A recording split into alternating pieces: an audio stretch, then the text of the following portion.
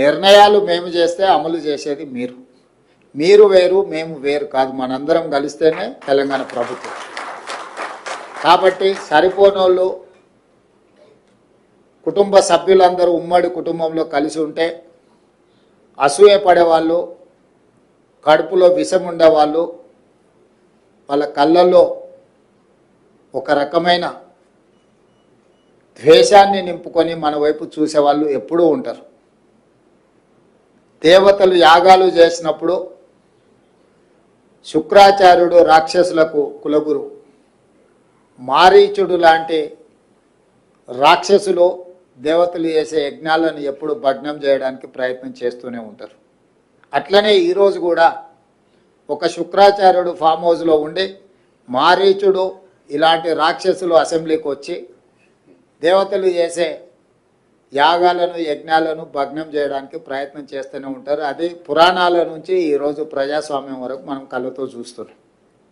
కాబట్టి అలాంటి వాళ్ళ గురించి మనము వాళ్ళ మాటలు వాళ్ళ చేతల్ని మనం అర్థం చేసుకొని సమయస్ఫూర్తితోని ముందుకు వెళ్ళాలని నా సూచన కుటుంబ సభ్యులుగా.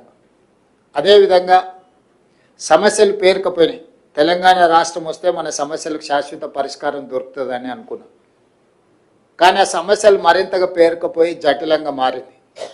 58 సంవత్సరాల నుంచి 61 సంవత్సరాలకు ఉద్యోగ రిటైర్మెంట్ వయసును పెంచడం వల్ల ఆ 61 సంవత్సరాలు మనం అధికారంలోకి వచ్చిన తర్వాత రిటైర్మెంటు ఉద్యోగస్తుల ఎక్కువగా పెరిగిపోయింది.